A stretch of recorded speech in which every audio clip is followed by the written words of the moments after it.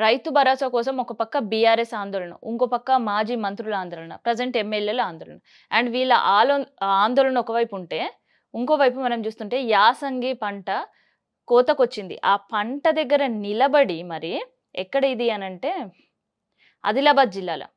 రైతుల గురించి ఇలా మనం మాట్లాడుకోవాలి. ఆదిలాబాద్ జిల్లాల ఇగో పట్టా పాస్‌బుక్‌లు, ఫోన్‌లు. ఒక చేతిలో పట్టా పాస్‌బుక్కు, ఇంకో చేతిలో ఫోన్‌లు పట్టుకొని నిరసనలు వ్యక్తం చేస్తుర్రు రైతులు. అంటే వాళ్ళు ఎంత అడిగి, అడిగి విజ్ఞప్తి చేసి ఎంత విసుగొస్తే వాళ్ళు ఆ నిరసన కార్యక్రమం జేషుంటారు. అండ్ ఆ నిరసన గూడా వినూత్నంగా చేసిన పరిస్థితి. ఒక పక్కనేమో పాస్‌బుక్‌లు. ఎందుకంటే మళ్ళీ మీరు రైతులు గాదు, మీరు ఫేక్ రైతులు, పెయిడ్ ఆర్టిస్ట్‌లని ఎక్కడ వాళ్ళపైన అపవాదొస్తదని, లేదు మేము నిజమైన రైతులే అని నిరూపించుకోవడానికి ఒక పట్టా పాస్‌బుక్కు, ఇంకో పక్క చేతిలో ఫోను పట్టుకొని రైతు భరోసా పరిస్థితేంది? యాసంగి పంట మాకు చేతికొచ్చింది. వాటి పరిస్థితేంది? యూరియా కష్టాలు మాకు తీరుస్తారా? లేరా? అంటూ సెల్ఫీ వీడియోలు తీసి ఢిల్లీలో ఉండే రాహుల్ గాంధీకి, రాష్ట్రంలో ఉండే గవర్నర్‌కి సోషల్ మీడియా త్రూ పోస్ట్ చేసే పరిస్థితి కనిపిస్తుంది. అయితే ఆదిలాబాద్ ఇట్లా జరిగింది గదా! చెన్నూరులో ఇప్పుడు ఆల్రెడీ మామిడి కాయ చెట్టు పైకొచ్చింది. కానీ ఇంకొక కొన్ని పంటల దగ్గర కాస్త లేటేషన్ దగ్గర ఇంకా పూతొస్తుంది. పూత దశలో ఉంది. కానీ చెన్నూరులో ఒక రైతు మనస్తాపానికి గురైండంట. ఇంకా నా చెట్టుకు పూతొస్తలేదు. దీనిపైనే నేనెన్నో ఆశలు పెట్టుకున్నా. ఈసారి కొంతైనా అప్పుల భారం నుంచి నేను సేవ్ అయితా అని ఆలోచించినా గానీ ఇంకా పూతొస్తలేదు. పూతొచ్చినా గూడా రాలిపోతుంది అన్న ఆందోళనతోటి ఆత్మహత్య చేసుకున్నాడు. ఎలాంటి భరోసా నాకు లేదు అని జెప్పి. ఇదిట్లా ఉంటే, ఇంకో చోట ఇంకొక ముచ్చట చెప్తా. ఇదెక్కడ జరిగిందంటే మహబూబాబాద్‌లో లక్షల రూపాయలు ఖర్చు పెట్టి పంట చేతికొచ్చే దగ్గర సరైన రేటు రాక రైతేం జేషిండు తెలుసా? ఆ పంటకి చారణకిస్తవా? ఆటనకిస్తవా?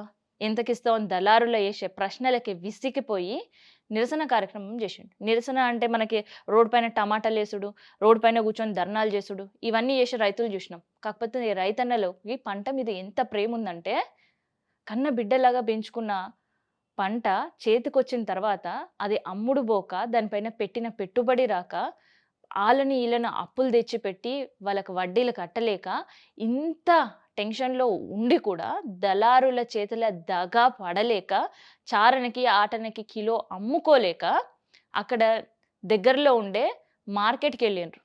ఏది వారాంతపు వీక్లీ మార్కెట్స్ ఉంటాయి గదా! సంతలు. సో, వాటికి దగ్గరికెళ్ళి అక్కడ టమాటాలన్నీ గూడా అక్కడుండే మార్కెట్‌కొచ్చిన ప్రజలకు ఉచితంగా పంచిపెట్టిర్రు.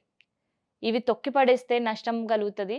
అండ్ అది బాధ మేము భరించలేము. పోనీ వీటిని మళ్ళీ అట్లనే మా ఊరికి తీసుకుపోదాము అంటే ఛార్జీలు పెట్టుకోని పరిస్థితిలో ఉన్నాం. బస్ ఎక్కి ఊరికి పోతే సరిపోతది. మళ్ళీ తెచ్చిన టమాటాలు వెనక్కి తీసుకోవాలి అంటే అది ఖర్చుతో కూడుకున్న పని.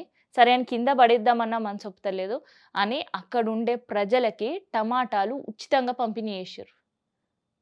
ఉచితంగా పంపిణీ చేసే పరిస్థితి. ఈ సందర్భంలో మాట్లాడుతున్న రైతన్నలు ఏమన్నారంటే, ప్రభుత్వం సంబంధించిన భరోసా లేదు, రుణమాఫీ లేదు.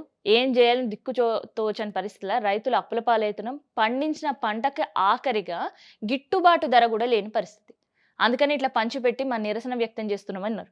సో, ఇది రైతుల సమస్యల గురించి నమస్తే తెలంగాణ హైలైట్ చేస్తూ రాసిన వార్త మనకు గనిపిస్తుంది. ఇట్లా రాష్ట్రం మొత్తం రైతులు ఇబ్బందులు ఎదుర్కొంటున్న సిట్యుయేషన్స్ అయితే కనిపిస్తున్నాయి.